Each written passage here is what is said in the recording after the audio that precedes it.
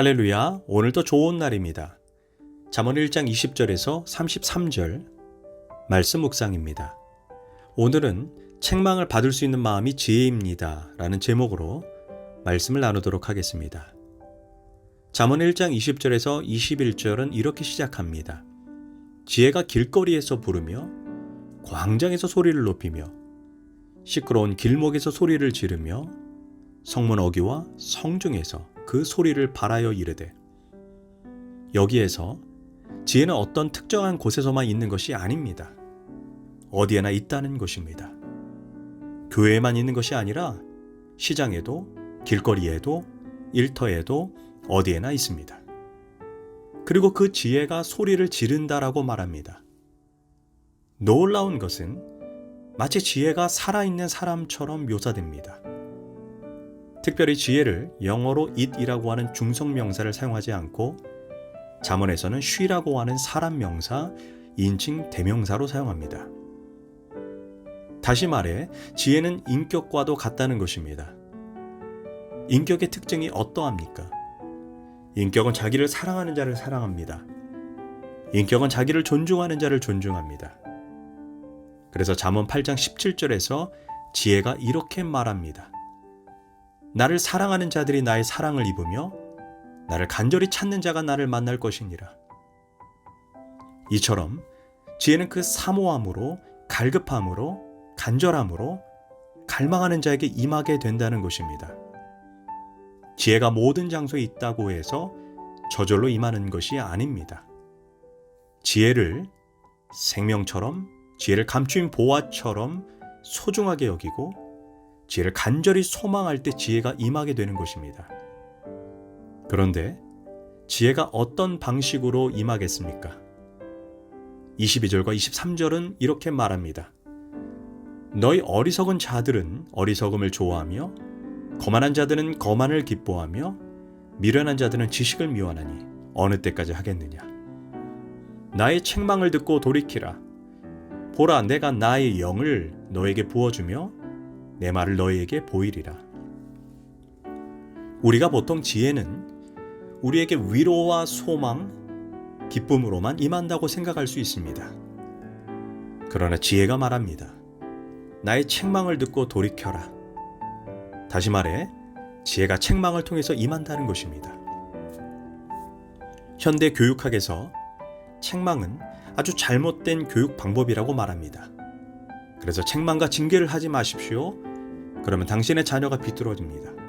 그래서 오직 잘한다, 오직 격려하고 칭찬하고 장점을 말하십시오 라고 말합니다. 그러나 이것은 반드시 옳은 성경적 가르침이 아닙니다. 성경은 잘못을 책망하라고 말합니다. 왜 그렇습니까? 그래야 그 잘못된 길에서 벗어날 수 있기 때문입니다. 물론 칭찬이 필요합니다. 그러나 잘못된 길로 가는데 칭찬을 한다면 인생을 망치게 된다고 성경은 말합니다. 필요하면 책망해야 합니다. 오늘 본문에서도 지혜가 칭찬뿐 아니라 책망을 통해서도 우리에게 임한다라고 말합니다. 잠언 1장 23절은 말합니다. 나의 책망을 듣고 돌이키라. 보라, 내가 나의 영을 너에게 부어주며 내 말을 너에게 보이리라. 여기에서 책망과 영의 관계를 잘 이해해야 합니다. 책망을 듣는 자에게 하나님의 영이 임한다는 것입니다. 하나님의 영은 지혜를 의미합니다. 즉 책망을 받기 전까지는 뭔가 잘못된 것에 붙잡혀 있었습니다. 그런데 책망을 받아들일 때 잘못된 영, 거역의 영, 미련한 영, 어두운 영에서 벗어나게 된다는 것입니다. 대신 하나님의 영이 임하는 것입니다.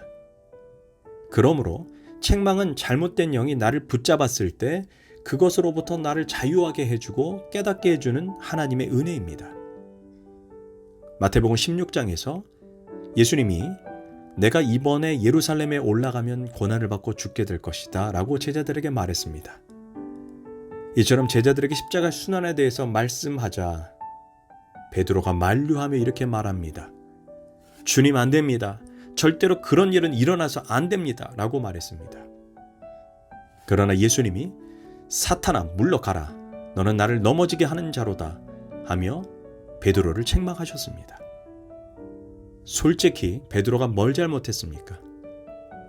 예수님이 고난을 받고 죽을 것이라고 했는데 네, 알겠습니다, 그렇게 하세요 라고 말해야 할까요? 베드로의 말이 틀렸습니까? 사실 의리 있고 인간적이고 따뜻한 말이었습니다. 그런데 예수님이 베드로를 사탄이라고 호통쳤습니다. 이유가 무엇일까요? 만일 예수님이 베드로의 말을 듣고 마음이 약해졌다면 하나님의 역사가 이루어지지 않았을 것입니다. 그것은 사탄이 원하는 바입니다. 베드로도 몰랐지만 사실은 베드로 속에 마귀가 들어와 예수님을 사랑하는 베드로의 마음을 이용해 예수님의 마음을 흔들어 놓고자 한 것입니다. 예수님은 이것을 영적으로 감지하신 것입니다. 그래서 베드로가 아닌 베드로에게 들어와 예수님의 마음을 흔드는 사탄에게 물러가라고 말씀하신 것입니다. 그런데 이런 생각을 해보셨습니까? 베드로의 마음이 비뚤어져서 아니, 걱정해 주었는데 내가 사탄이라고? 어떻게 예수님이 나한테 그렇게 심한 말을 할 수 있어? 하면서 베드로가 예수님의 책망을 받아들이지 않았다면 어떻게 되었을까요? 서운해지고 실망하게 되고 섭섭이가 들어와 미워졌을 것입니다. 그러나 베드로는 그런가? 내가 잘못 말했구나. 하나님의 뜻보다 인간의 뜻을 앞세웠구나 하고 이렇게 책망을 받아들였기 때문에 베드로 속에 들어왔던 사탄이 빠져나간 것입니다. 베드로가 책망을 받아들이지 않았다면 큰 시험에 들어 도리어 예수님을 대적했을지도 모릅니다. 책망을 들을 때 네, 알겠습니다 하고 그 책망을 받아들이면 내 속에 있는 잘못된 영, 거역과 불순종의 영이 떠나갑니다. 대신 하나님의 영, 지혜의 영이 들어옵니다. 그러므로 책망을 듣는 순간은 아주 중요한 순간입니다. 책망을 받아들여 하나님의 영이 부어질 수도 있고 아니면 지금까지 붙들려 있던 잘못된 영에게 더욱 강하게 사로잡힐 수 있습니다. 요즘 가정 안에서, 직장 안에서, 교회 안에서 왜 그렇게 많은 분쟁과 다툼이 있습니까? 책망을 받고자 하는 마음이 없기 때문입니다. 누가 듣기 싫은 소리 하거나 충고나 책망을 하면 나를 공격하는군, 정말 기분 나빠, 이렇게 반응해서 내 속에 있는 거역의 영이 더욱 기승을 부리게 만듭니다. 기억하십시오. 칭찬만 좋은 것이 아닙니다. 책망 속에 지혜가 있을 수 있습니다. 슬기로운 자의 책망은 청종하는 귀의 금고리와 정금 장식이라 잠언은 말하고 있지 않습니까?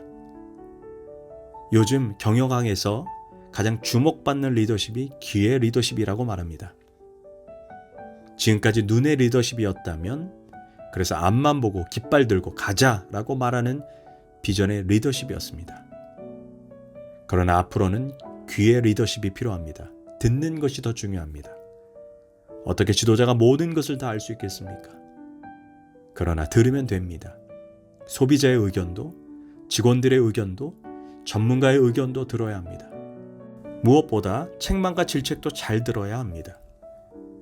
누군가가 나를 책망할 때 그런 말씀해 주셔서 고맙습니다, 잘 알겠습니다 라고 여유로 일단 감사로 받고 분노하지 말아야 합니다. 그럴 때 지혜가 임하는 것입니다. 기도하겠습니다. 하나님, 누군가가 내게 사랑으로 담긴 책망을 할 때 기꺼이 받을 수 있는 겸손한 마음을 허락해 주소서. 오늘 말씀에 책망을 통해 지혜가 임한다고 했는데 이 말씀도 기꺼이 기쁨으로 받게 하소서. 예수님의 이름으로 기도합니다. 아멘.